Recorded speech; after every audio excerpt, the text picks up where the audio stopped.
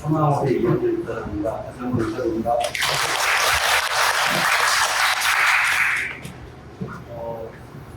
지금 점심시간이고 봄이고 그래서 좀 나른하신 분이 있을 것 같고요. 사실 저 지금 되게 많이 배가 고프고 있습니다. 최대한 집중해서 빨리빨리 핵심만 그리고 학교에서 배우는 수업보다 사실 이제 실전에서 이런 회사들이 이런 일을 하고 있구나, 또 우리가 좀 전에 배웠던 이런 과목들이 사회에 나가면 이렇게 쓰이는구나. 여기 계신 분들은 지금은 비록 학생이지만 불과 이제 몇 개월 뒤 아니면 1년 뒤면은 저처럼 사회생활을 하셔야 될 거예요.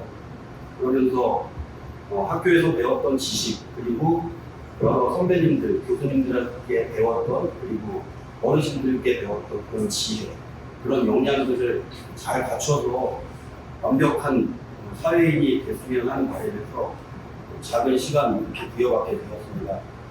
오늘 그러면 내용은 저희 회사에 대한 간단한 소개, 이 회사 소개를 하면서 실질적으로 요즘 항공사진 측량하는 회사들이 어떤 일을 하고 있는지, 그리고 요즘 공공기관에서는 어떤 사업들을 기획을 하고 어떤 사업들을 발주를 하는지 그런 것들만 알아두셔도 아마 나중에 사회에 나가셔서 굉장히 많은 도움이 될 것 같고, 그리고 아까 면접 같은 거 말씀하셨잖아요. 그런 부분에 대해서도 학교에서는 접할 수 없었던 최신의 트렌드라든가 이런 것들을 이번 시간 말고도 개별적으로 인터넷이라든가 국회 도서관이라든가 그런 데 가셔서 계속 검색하시면은 한층 더 역량이 높은 그러한 영지인이 될 거라고 저는 생각을 합니다. 저희 회사는 일단 하만항업이라는 항공사진을 주로 찍는 회사입니다. 여기 보면 스페셜 데이터 크리에이터 해갖고 공간 정보를 특별하게 만드는 그런 회사라고 나름대로 직원들이 많은 자부심을 갖고 이렇게 일하고 있는 회사입니다. 저희 직원들이 한 150명 정도 돼요. 그리고 일산에 본사가 있고, 그리고 수원에 R&D 센터가 있고, 김포공항에 저희가 항공기가 4대를 갖고 있기 때문에 공항에도 직원분들이 한 30여 명 있거든요. 그분들이 실제 조종도 하고, 촬영에서 비행기에도 촬영도 하고, 라이다 데이터도 취급도 하고, 이런 업무들을 주로 하고 있습니다. 그래서 저희 회사 쭉 연역을 보면은 93년도에 태어난 회사고요. 여러분들이 가장 많이 접할 수 있었던 저희 회사의 산출물이 카카오에서 볼 수 있는 항공사진 지도일 겁니다. 그거를 다음이나 네이버에서 만드는 게 아니라 96년도, 7년도에 저희가 직접 그 회사에 제안을 했죠. 저희가 정보를 다 찍어서 서비스를 해보고 싶은데 우리는 플랫폼이 없다. 우리가 데이터를 만들 터이니 너네가 이런 플랫폼을 한번 해보는 게 어떻겠냐라고 해서 그 당시로도 되게 큰 금액의 계약을 했었어요. 그래서 그런 사업을 중심으로 해서 회사가 지속적으로 성장을 해왔고요. 2019년도에는 네이버까지 이제 저희 회사 영상을 쓰게끔 이렇게 지금 하고 있습니다. 최근 들어서는 디지털 트윈이라든가 스마트 시티, 그래서 기존에 저희가 접할 수 있는 2D 항공사진이 아니라 모든 객체를 3D로 표현하는 그러한 데이터들을 만들고, 그러한 만들어진 데이터들을 서비스하는 그런 일들을 하고 있는 회사입니다. 그래서 저희 관계회사 보면 사마항업이라는 회사가 약간 주가 돼서 한국항공 촬영이라는 회사도 있고, 그리고 하늘지도라는 지도 플랫폼도 있고, 그런 서비스들을 또 지원하는 위맵이라는 회사도 저희가 보유를 하고 있습니다. 제가 다녀서 그런 게 아니라 국내 측량 회사들, 항직 회사들이라고 그러잖아요. 굉장히 보수적이에요.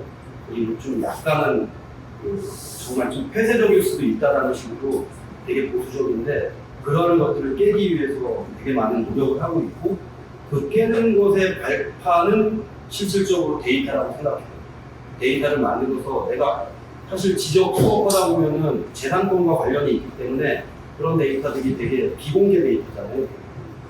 이해 당사자와 그리고 측량하는 사람과 관계 기관만 알아야 되는데, 그 외에 나머지 데이터들에 대한 궁금증을 풀어주기 위해서 저희는 아마 오늘도 지금 촬영을 하고 있을 거예요. 그런 회사라는 거를 일단 주되게 그렇게 알고 계시면 될 것 같고, 맨 우측에 보시면 네이버, 다음, 뭐 올레넷, 아이나비 뭐 이런 것들에 들어가는 모든 지도 데이터가 저희 회사에서 만들었다고 보시면 될 것 같습니다. 참고로 그 학교 선배님들도 저희 회사에서 꽤 많이 근무를 하고 계시고요. 나름대로는 그래도 인지력이 있는 그런 회사입니다. 장비로는 사이테이션 2라는 항공사진 장비, 항공기죠.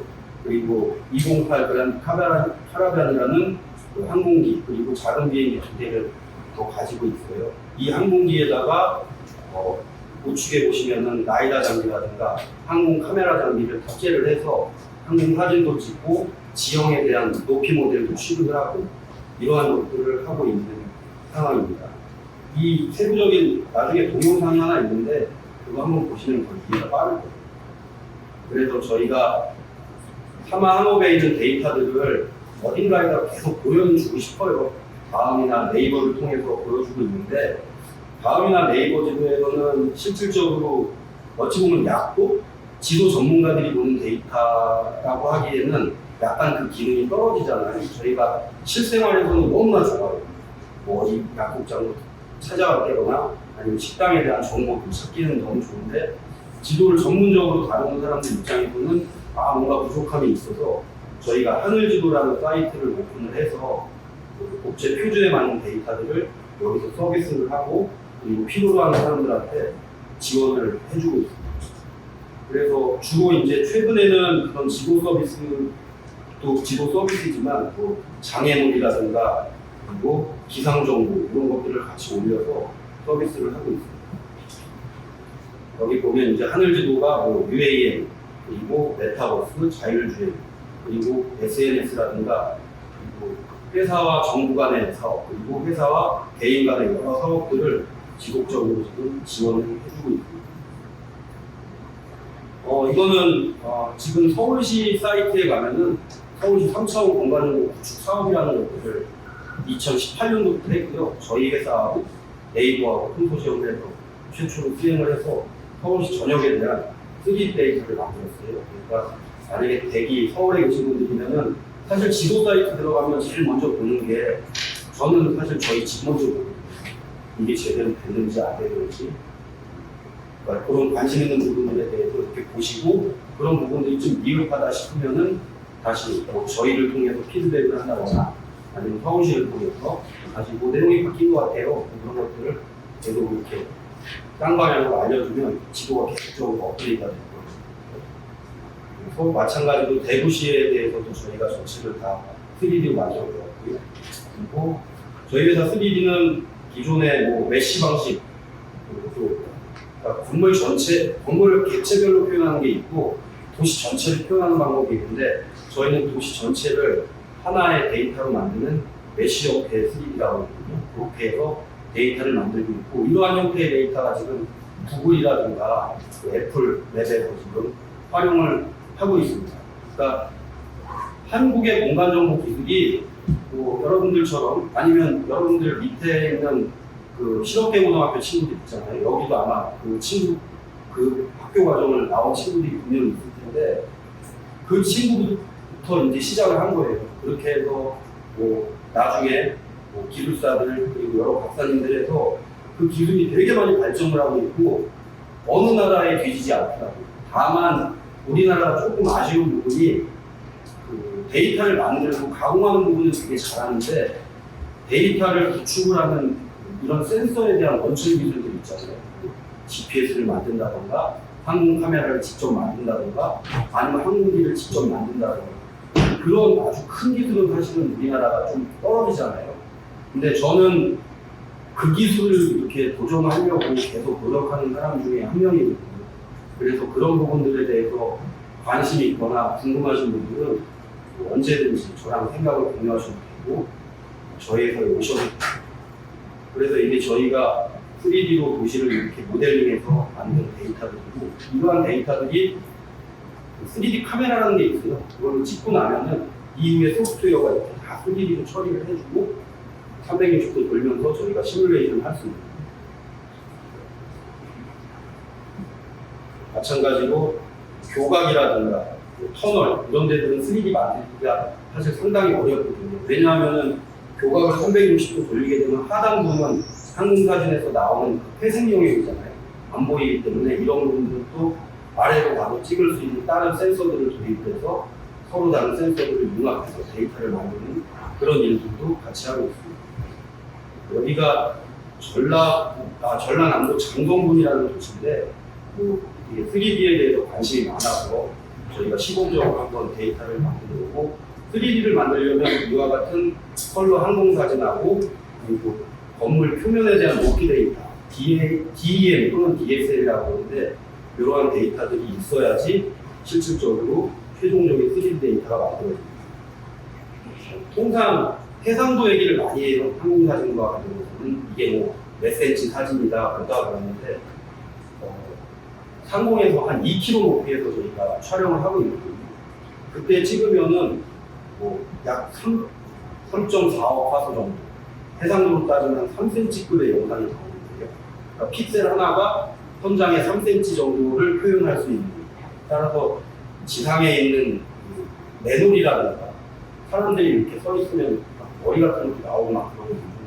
그래서 앞으로 점점 더 이런 광학 기술이 발전함에 따라서 우리 사진 측량 기술 그리고 이 지도 제작, 공간 정보 분야는 지속적으로 아마 발전을 할 겁니다. 저희가 아까 말씀드렸을 때 2007년도부터 다음 네이버 쪽하고 일을 하기 시작을 했거든요. 그래서 그때부터 찍어놓은 항공사진들을 쭉 연속해서 변화상을 모니터링 할 수 있고, 이렇게 하다 보면은 좌측에 보시면은 논밭이 어느새 이제 KTX 선로로 바뀌는 걸 볼 수가 있어요.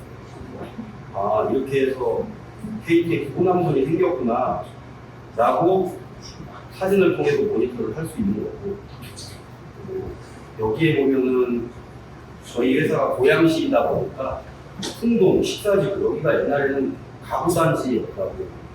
그래서 쭉 보면은 지금은 뭐 LG 자이랑 벽산 블루밍 아파트가 그쪽 완전 상점 역해가 돼서 이렇게 도시가 새롭게 지어진 모습들도 항공사진을 통해서 모니터를 할 수 있습니다. 물론 위성 영상에서도 주기적으로 모니터링 할 수 있고, 이번에 쏘아 올린 위성 영상에서도 이런 것들을 볼 수가 있어요. 하지만 아직까지는 해상도 차원에서는 항공사진을 능가하는 센서는 유일하게 딱 하나 이제 드론이 나왔죠. 근데 대규모 지역에 적합한 게 항공사진이다 보니까 항공사진에 대한 활용이 상당히 높다고 보시면 될 것 같습니다. 여기도 마찬가지로 영산강에 있는 죽산보다인데 가대강 사업하면서 여기가 이제 도가 생겼죠. 처음에는 이런 식으로 가다가 중간에 도가 생기고 우측 상단에는 영산강을 상징할 수 있는 성조고도 이렇게 만들어 놓고 해서 지금 서비스를 하고 있고, 이런 거 하다 보니까 또 도가 만들어지면서 녹조도 발생한다는 이런 것들을 저희가 이제 모니터를 할 수 있어서 어떻게 하면 녹조를 방지할 수 있을까? 환경단체 그리고 환경국조와도 그런 사업들을 파생해서 지속적으로 지금 수행을 하고 있습니다. 이 보시는 지도가 일본 사람들이 만든 지도예요. 1910년도에 우리나라에 들어와서 참 대단하더라고요. 그 일본이라는 문화라든가 그쪽 사람들은 되게 싫어하는데 그 당시에 어떻게 이러한 지도를 만들었을까? 여기가 상당 여의도 그쪽 지역이거든요. 그래서 저희가 전국의 이 데이터들을 다 수집을 해서 전산화를 한번 시켜봤고, 이런 것들과 지금과 이제 어떻게 바뀌었는지 이런 것들을 지금 볼 수가 있는 거거든요. 그래서 보면 여의도 지역에 과거에 이러한 모래들이 그렇게 많았는데 여의도가 이제 탈바꿈하면서 이제 어느새 이제 다 강으로 바뀌게 되죠. 그리고 여기는 뭐 아시겠지만 인천공항 지역, 인천공항 과거에 그냥 중간중간에 산이 있고 바다였어요. 90년대 중반에 저도 거기에 직접 가서 측량을 해서 공항 만드는데 조금 유족을 했었거든요. 지금은 완전히 이제 새로운 동네로 바뀌게 됐죠. 그래서 최근에는 이러한 전자지도 그리고 항공사진 그리고 이런 과거지도까지 융합을 해서 지도에 관심이 있어 하시는 모든 분들에게 이러한 서비스를 하려고 노력을 하고 있습니다. 그 항공사진을 찍으면 흔히들 뭐 우리가 아는 사진 센서는 흑백이나 컬러만 있는 걸로 알고 있는데 근접해선 영상이라는 걸 찍을 수가 있어요. 여기에 보면 근접해선 영상이 적색으로 나오면 식물이 살아있는 거고 그렇지 않으면 식물이 죽어있는 거고 그래서 산불의 피해 면적 같은 거 조사를 할 때 이러한 항공사진을 찍어서 축구장 100개 넓이에 항공사고 살림이 소실됐습니다. 뭐 이런 뉴스를 볼 수 있잖아요. 그것도 다 이러한 촬영을 통해서 후처리 과정을 통해서 뉴스에 나올 수 있는 거죠. 여기도 마찬가지로 안동 지역에 얼마 전에 산불 났었잖아요. 20년인가? 그때 저희가 찍어놓은 거고 요게 이제 저희가 가끔 다음으로 찾은 곳은 김포공항. 저희 교육자를 만들겠다고 응? 아무래도 이미지 기술과는 조금 동떨어진 장소에 온 것 같은데. 비행기가 빼곡한 경납고 한쪽에서 두 번째 주인공을 발견한 제작진. 안녕하세요. 안녕하세요. 이거 여객기는 아닌 것 같은데 무슨 비행기예요? 네, 이거 지도 만드는 비행기입니다. 비행기가 지도를 만든다? 직접 올라 살펴보니 좌석 대신 웬 장비가 놓여 있는데 이 가운데 있는 이건 뭔가요? 이거는 이제 디지털 항공 측량 카메라인데요. 대면에 홀이 뚫려 있어가지고 그 홀을 통해서 렌즈가 지상을 향해서 이제 촬영을 하는 그런 장비입니다. 그 정체는 무려 8개의 눈을 가진 항공 측량 카메라. 흔히 사용하는 위성 사진은 촬영거리가 멀어 화질에 한계가 있지만 항공용 카메라를 사용해 비행 고도 내에서 촬영하면 선명한 고화질의 사진을 얻을 수 있단다. 가운데 있는 이건 뭐예요? 이거는 이제 라이다라는 장비인데요. 비행기 배면에 뚫려 있는 홀을 통해서 높이 수치값을 구하는 그런 장비입니다. 초당 수십만 개의 주파수를 발사해 비행기와 피사체의 거리를 측정하는 라이다 센서도 빼놓을 수 없는 주요 장비. 장비 점검을 꼼꼼하게 마친 뒤 기술자가 본격적인 촬영 비행에 나섰다. 이륙을 앞두고 위풍당당한 자태를 뽐내는 기술자의 비행기. 촬영의 무사 성공을 기원하며 힘차게 날아오르고 이륙 20분 경과. 기술자들이 분주해진다. 현재 고도 2,700m입니다. 촬영 시작하겠습니다. 드디어 촬영이 시작되고 비행 경로와 촬영 현황을 신중하게 모니터링하는 기술자. 약 1시간가량 비행 경로를 따라 촬영된 사진들의 다음 행선지는 경기도 고양시의 지도 제작 사무실. 이곳에서 다양한 후반 작업을 거쳐 고해상도 지도로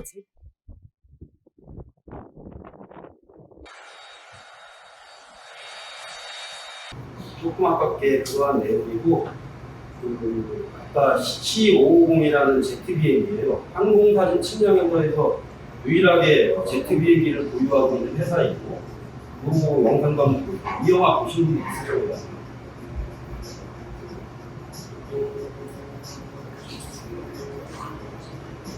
넷플릭스에서는 수리남이라는 영화잖아요. 그래서 사실은 저희 회사 항공기 직접 수리남까지 간 건 아니고 촬영지는 김포공항이고 요즘에 영화 기술이 하도 좋아져서 백그라운드는 아마 수리남으로 이제 배치를 하고 이렇게 해서 촬영을 한 사업이고 그래서 저희가 지금 비록 측량이라는 기술에서 시작을 해서 뭐 공간 정보, 이미지 처리 이렇게 하고 있지만 앞으로의 산업은 저희가 이제 무슨 일을 더 할지 저도 이제 상상조차 못하겠더라고요.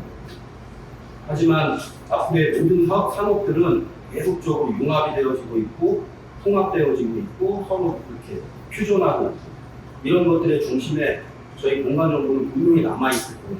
그러니까는 기초적인 공간 정보를 하려면 기초적인 측량 기술은 기본적으로 다 알아야 될 것 같고 그리고 그러한 기술들을 기반으로 해서 로봇을 만드는 사람이라든가 아니면은 영화를 찍는 사람들이라든가 이런 사람들과 또 조인해서 또 다른 산업을 이렇게 창출할 수 있으면 그게 저희가 할 수 있는 가장 큰 몫이라고 저는 생각을 하고 있습니다. 그래서 이러한 항공사진 데이터들을 가지고 이게 실제 공항은 아니고요. 저희가 공항 지역에 대해서 시뮬레이션을 할 수 있는 그러한 내용들, 항공기가 이륙부터 착륙까지 할 때 어떠한 경로를 통해서 이륙을 하고 착륙을 하고 이러한 그 시뮬레이션 데이터들 이런 것까지도 저희가 다 함께 만들고 있습니다.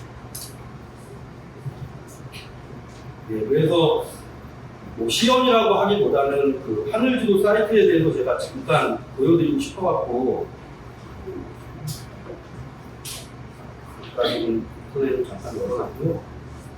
여기에 보시면은 skymet.co.kr 이런 사이트에 들어가면 여러분들이 흔히 보시는 다음이나 네이버에서 볼 수 있는 항공사진 사이트라고 생각을 하실 거예요. 근데 이제 이게 회사가 대한민국 전역에 대한 지도 데이터를 그리고 한 해 정도가 아닌 한 최소 10년도 이상의 데이터를 보유하고 있다는 것은 나름대로 이렇게 노력을 많이 했다는 결과고 그런 것들을 간단히 보여드립니다. 이거 보여드리는 거고 여기에 보면은 이제 뭐 고양시 일부 지역에 대한 3D 이런 것들을 직접적으로 볼 수가 있고 뭐 마곡 지구라든가 그리고 북한산 이런 지역들에 대한 3D까지도 저희가 지속적으로 서비스를 하고 있습니다. 근데 문제는 뭐냐면 데이터들이 되게 고해상도로 잘 만들어지고 위치 정보도 되게 정확한데 우리나라가 이 분단 국가 현실에 있다 보니까 이러한 데이터들을 서비스하는 데 되게 많은 제한을 국가정보원이라는 기관에서 해상도 25cm 이상이 되거나 특정한 좌표가 들어가 있으면 인터넷상에서 서비스를 못하게 하고 있거든요. 그렇기 때문에 어찌 보면 그러한 제한들이 우리 기술을 약간 발목 잡는 게 아닌가. 하지만 정치적으로도 그리고 국제적으로도 이러한 제한들이 지금 풀리는 추세에 있기 때문에 한 1, 2년 뒤, 2, 3년 뒤면은 아마 보다 좋은 영상을 인터넷이라든가 다른 매체들을 통해서 접할 수 있는 기회가 될 것이고 그러한 제한이 풀리게 됨으로써 우리 측량이라든가 공간 연구하는 사람들에 대한 확장력이 보다 더 있게 될 것이라고 저는 생각을 하고 있습니다. 여기에 보면은 이제 2분할, 4분할 이런 식으로 해서 저희가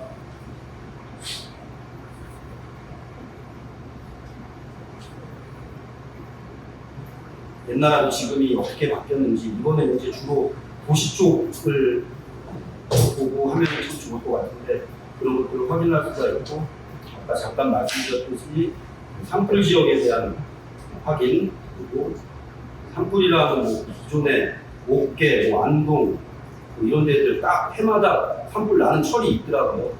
3월에서 5월 사이 그때에 대한 내용들을 저희가 쭉 정리를 해보았고요.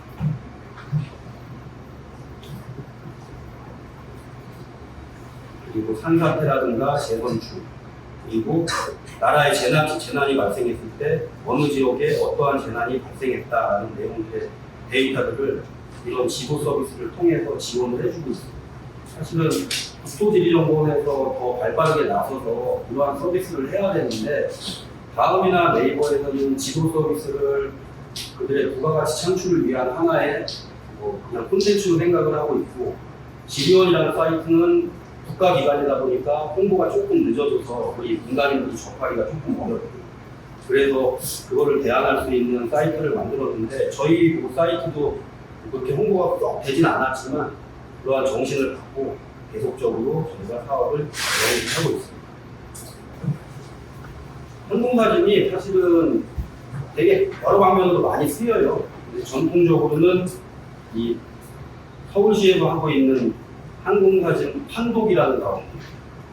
이게 항공사진 판독이라는 게 뭐냐면 제가 되게 어렸을 때 이런 얘기를 했어요. 부모님께 마당에다가 무슨 양귀비 같은 거 심으면 항공사진 찍어갖고 다 적발되니까 그런 거 조심하라고 그랬는데 그게 이런 사업이었더라고요. 근데 이제 그 당시 어르신들이 너무 과장해서 얘기하는 거 사실 거기까지는 판독은 안 되고요. 건축물 위에 무슨 옥탑이라든가 불법으로 구조물들을 만들잖아요. 그런 것들을 매년 주기적으로 촬영을 해서 단속을 하는 사업이더라고요. 그래서 서울시가 그런 것들을 가장 많이 이렇게 사업을 진행을 하고 있는데 저는 이 사업이 단속 행정보다는 더 중요한 게 업무를 그렇게 임의로 튜닝을 하다 보니까 사고가 났을 때 정말 대형 참사로 이어지는 그러한 경우들을 되게 많이 봤거든요.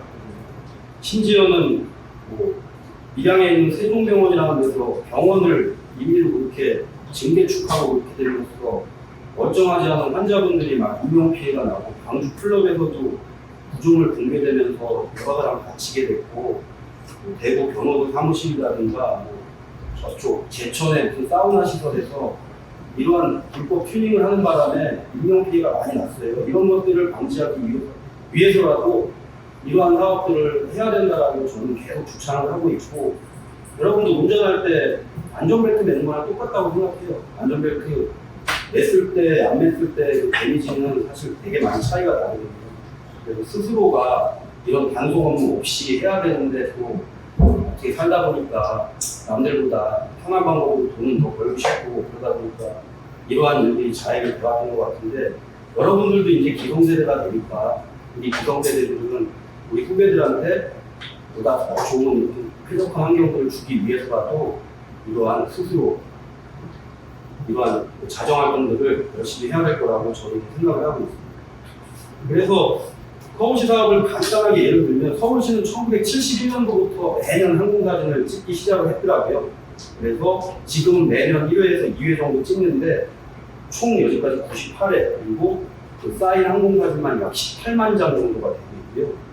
그리고 1년에 A 지역과 B 지역을, A 사진과 B 사진을 비교해 보니까 약 12만 건 정도가 계속 변화를 하고 있어요.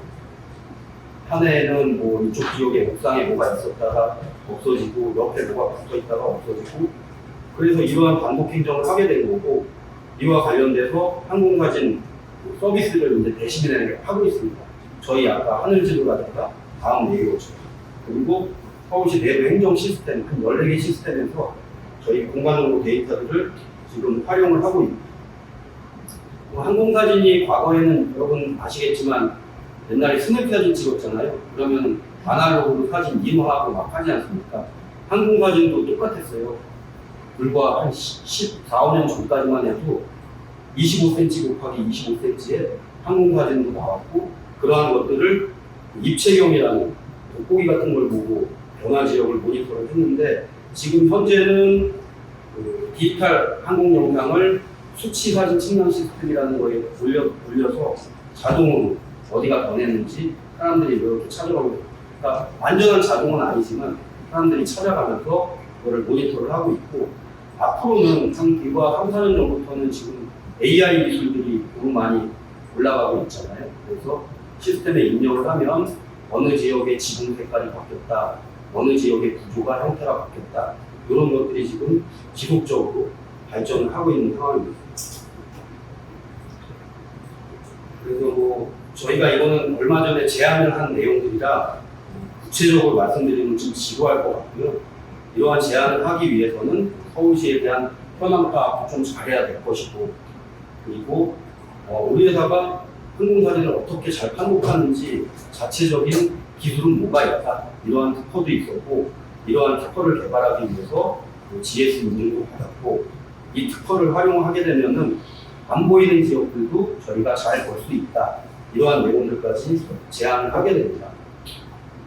그리고 이게 말씀드렸듯이 여러 장의 항공사진을 이 시스템에다가 올려서 보게 되면은 A 지역과 B 지역에 대한 변화상을 모니터링을 할 수 있는 그러한 시스템이고, 제가 아까 서두에 말씀드렸듯이 우리나라가 데이터를 만들고 가공하는 기술은 되게 좋은데 원천 기술, 시스템에 대한 원천 기술이 상당히 낮다고 이렇게 감히 말씀을 드렸었는데, 그게 사실 분하고 억울해서 저희 회사에서 직접 이 시스템을 만들었거든요.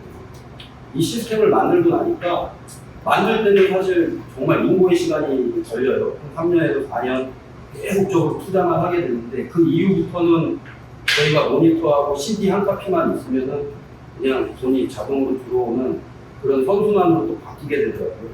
그래서 이런 부분에 대해서도 인지를 하고 계시면 향후에 사회생활하실 때 도움이 많이 돼요.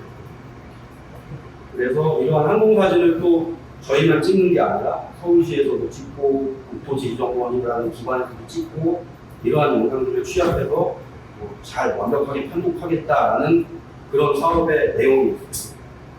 그리고 실질적으로 회사에 만약에 나중에 기회가 돼서 오시게 된다면 그러한 사진 촬영하는 아까 비행기부터 한독하는 과정 이런 것들을 다 보실 수가 있고 앞전에 말씀드렸듯이 항공사진 자체가 우리나라 3급 보안에 해당하는 기밀 자료예요. 그러다 보니까 군부대라든가 국가 주요 보안 목표 시설에 대해서는 위장 처리가 하게끔 되어 있습니다. 위장 처리를 하는 거에 대해서는 세 가지 방법이 있죠. 맨 왼쪽에 보시듯이 지역 하나를 아예 날려버려요. 그리고 나서 거기를 산으로 바꾸는 거죠.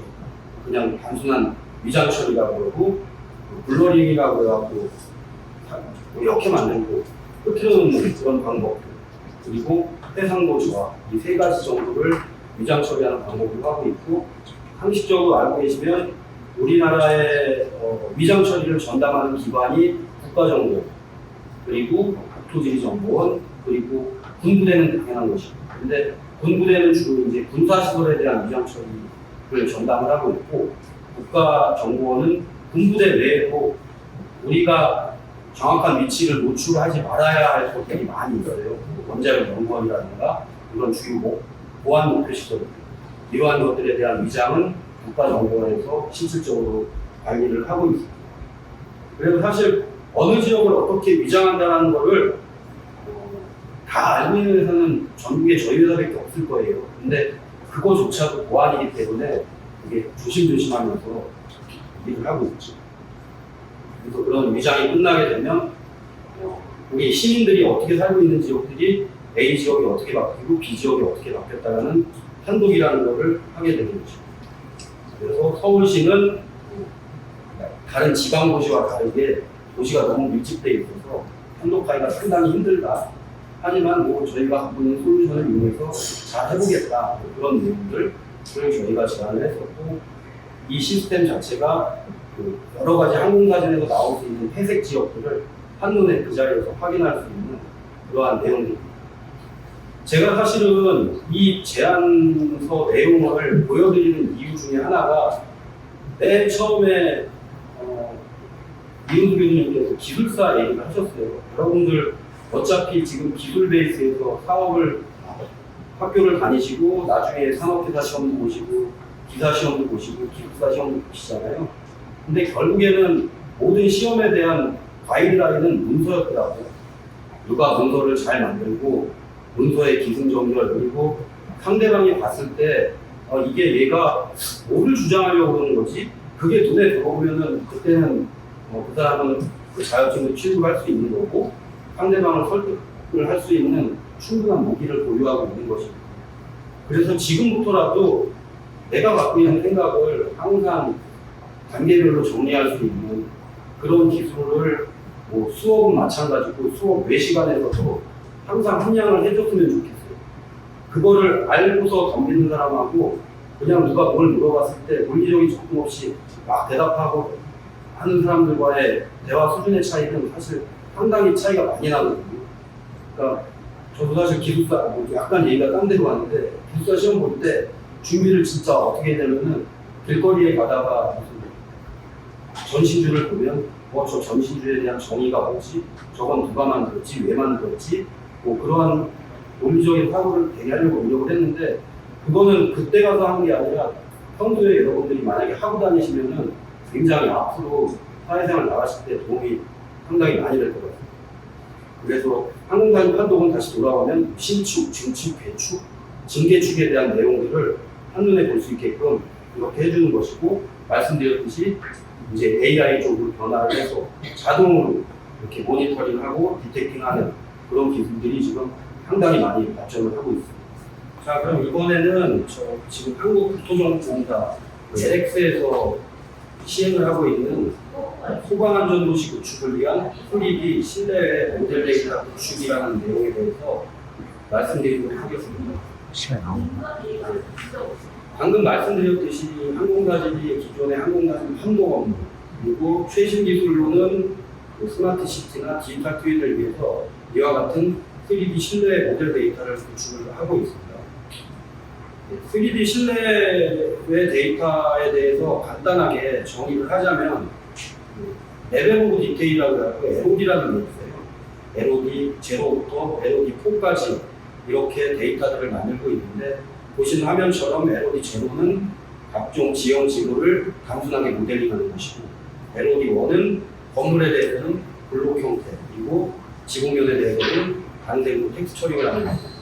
그리고 LOD2는 모든 건물에 대해서 블록 또는 연합 블록, 가상 또는 실사 텍스트 처리를 하는 것이고 LOD3는 창문과 같은 세부적인 벽면 정보와 실제 텍스처를 분리를 하게 됩니다. 특히 층과 호등을 분리를 해서 각 층별 정보를 세세하게 담을 수 있는 것이 LOD3입니다. 그리고 이러한 외부 모델과 실내 공간 정보를 표현했을 때 그게 LOD4가 되는 것이죠. 이러한 LOD4가 되게 되면은 실내와 실외 정보를 3D로 저희가 만들 수가 있는 것이고 3D로 볼 수가 있습니다.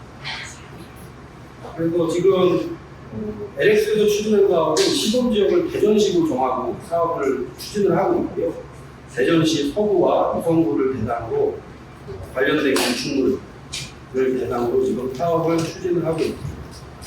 그래서 기존의 항공사진이라든가 MMS를 수행한 전차 사업자들에 대한 데이터 이런 것들과 이번에 새롭게 찍힐 항공사진과 MMS 데이터 등을 단순하게 3D 만드는 것이 아니라 그러한 데이터들을 융복합해서 사람의 눈높이 수준에서 완벽한 3D 데이터를 만들겠다는 것이 이번 사업의 저희는 궁극적인 목적으로 저희가 지시를 했었습니다.